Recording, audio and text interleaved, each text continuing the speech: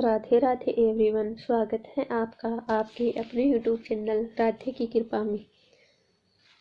भगवान जब किसी जीव पर कृपा करते हैं तो वे यह नहीं देखते हैं कि उसने कितना जप तप पूजा पाठ या हवन यज्ञ किया है। किसी भी मनुष्य का बड़े से बड़ा जप तप परमात्मा को कृपा करने के लिए विवश नहीं कर सकता है और न ही वह भगवान की प्राप्ति का मूल्य ही हो सकता है। इसलिए किसने कितना जप तप किया है इसका कोई महत्व नहीं है। इसका अर्थ है भगवान साधन साध्य नहीं है। भगवान तो करुणा के सागर है और भाव के भूखे हैं।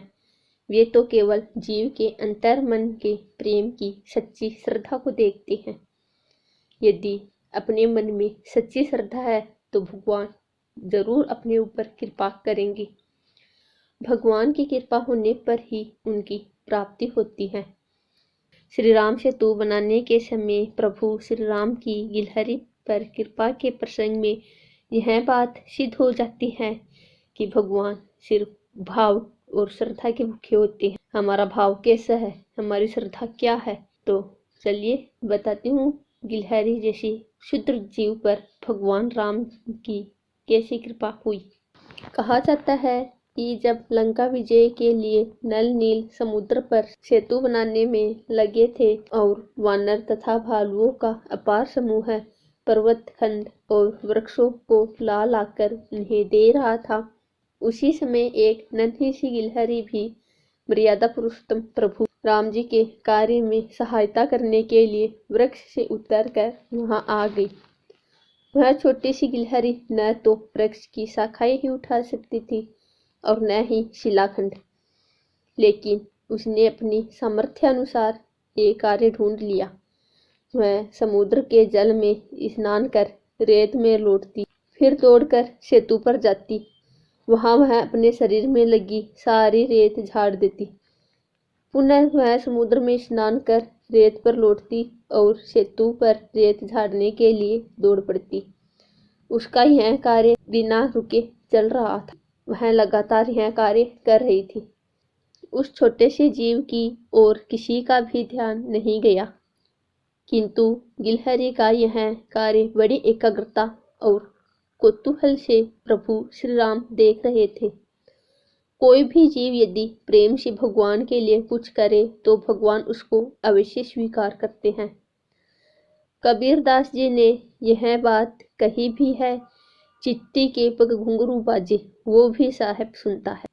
एक चिट्टी कितनी छोटी होती है, अगर उसके पैरों में घुंघरू बांध दे तो उसकी आवाज को भी भगवान सुनते हैं। वे अंतर्यामी मनुष्य के हृदय के भावों को जानते हैं। जो प्राणी सहज रूप से अपना सर्वस्व प्रभु पर न्यौछावर कर देता है, भगवान भी उसे कृतार्थ कर देते हैं। प्रभु श्री राम जी ने संकेत से हनुमान जी को पास बुलाकर उस गिलहरी को उठा लाने का आदेश दिया। हनुमान जी ने उस गिलहरी को उठाकर श्री राम के कमल से भी कोमल और बंधुक पुष्प जैसे रक्तवर्ण हाथ पर रख दिया। प्रभु श्री राम ने उससे नन्ही सी गिलहरी से पूछा, तू सेतु पर क्या कर रही है? तुझे डर नहीं लगता कि किसी वानर या भालू के पैरों के तले कुचल सकती है, या कोई वृक्ष या शिला तुझे कुचल सकता है? प्रभु श्री राम की बात सुनकर गिलहरी के खुशी के कारण रोम रोम फूल गए। वह श्री राम जी के कर कमल पर गिरकर बोली, मृत्यु दो बार तो आती नहीं। आपके सेवकों के चरणों के नीचे आकर मेरी मृत्यु हो जाए, यह मेरा सौभाग्य होगा। सेतु में बहुत बड़े बड़े शिलाखंड और वृक्ष लगाए जा रहे हैं। बहुत परिश्रम के बाद भी दल नील सेतु को पूरा समतल नहीं कर पा रहे हैं। ऊंची नीची विषम भूमि पर चलने से आपके कोमल चरणों को बहुत कष्ट होगा। यह सोचकर सेतु के छोटे छोटे गड्ढों को मैं रेत से भरने का प्रयास कर रही हूँ। गिलहरी के निष्काम सेवा भाव से प्रभु श्री राम बहुत प्रसन्न हुए।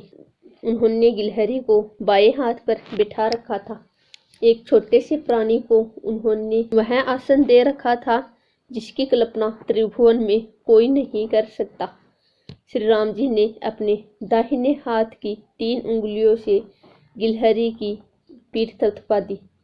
ऐसा माना जाता है कि गिलहरी की पीठ पर श्री राम जी की 3 उंगलियों के निशान के रूप में 3 श्वेत रेखाएं बन गई। तभी से सभी गिलहरियों की पीठ पर वे रेखाएं होती हैं। अब आप ही सोचिए, उस गिलहरी पर भगवान ने कितनी कृपा कर दी। इस प्रसंग से स्पष्ट होता है कि भगवान किसी भी प्राणी के न तो शारीरिक सौंदर्य पर रीझते हैं और न ही आर्थिक वैभव पर, क्योंकि उनके समान दिव्य सौंदर्य, दिव्य गुण और ऐश्वर्य संसार में किसी के पास नहीं है।